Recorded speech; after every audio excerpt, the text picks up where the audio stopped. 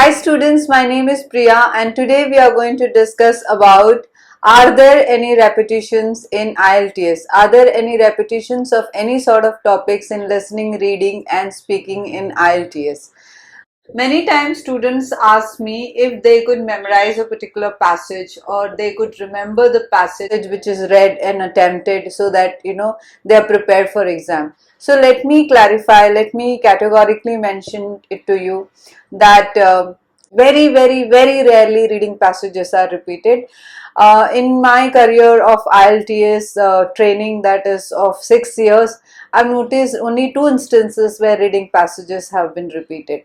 So I request you, I categorically mention, I vehemently request all my students that please don't fall for that and try to memorize a passage or try to practice a passage only bearing in mind that this could come in the exam. It will not help you, my dear students. So please just try to understand the gist of the passage, try to understand what sorts of questions are asked and how to attempt those questions, so you go well prepared, you go prepared to handle any sort of passage which comes for exam. And anyway, even if they are repeating, they are going to repeat only one passage, not all the 3 passages asked in the exam.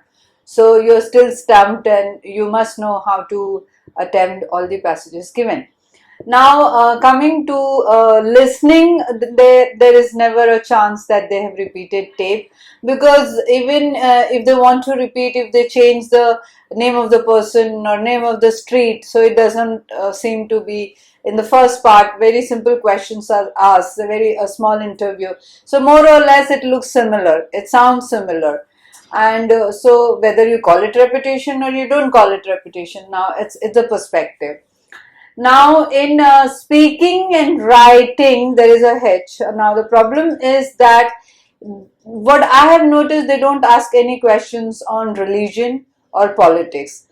They don't ask any questions based on assessing the general knowledge. So the topics left are very simple day-to-day life topics like academics, society, economy, around things we see like railways, roadways, art, science, university studies, parenting, tourism.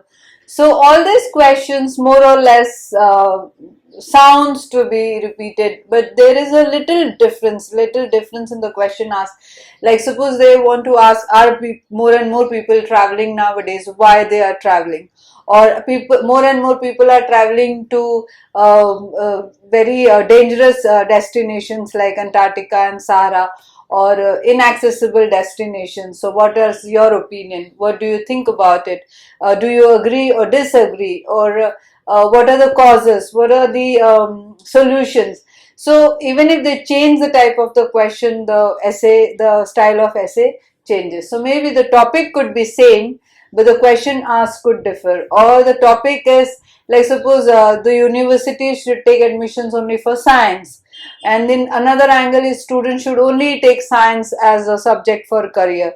So both the places they are asking about science, and then the third question could be should government spend money on arts than science and technology. So again there is a comparison between science and technology, but the angle is different. First angle is of students, second is of the university, and the third is from the government.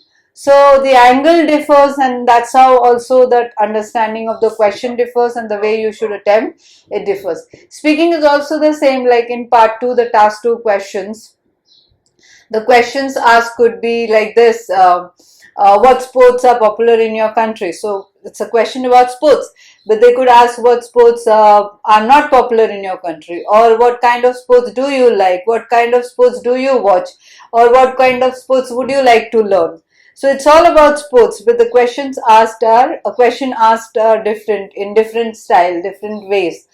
And also they ask suppose something about art. So what kind of art would you like to have at your home? What kind of art should be taught to children? What kind of art is popular in your country? Or something about traditional art. So it's all about art, but the question asked is different in style. So this is, if this is called repetition, of course there is a repetition in IELTS.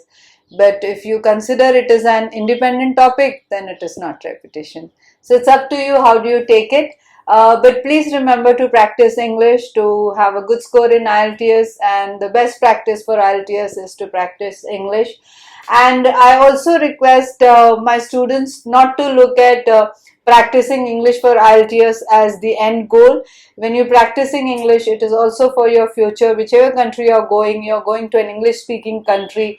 So your requirement for English or good English is never ending. So please don't stop, and if you have an urge to speak in Indian languages, please stay back in India. So please learn, please practice English for good IELTS score. Thank you so much. If you like this video, please share and subscribe. Thank you.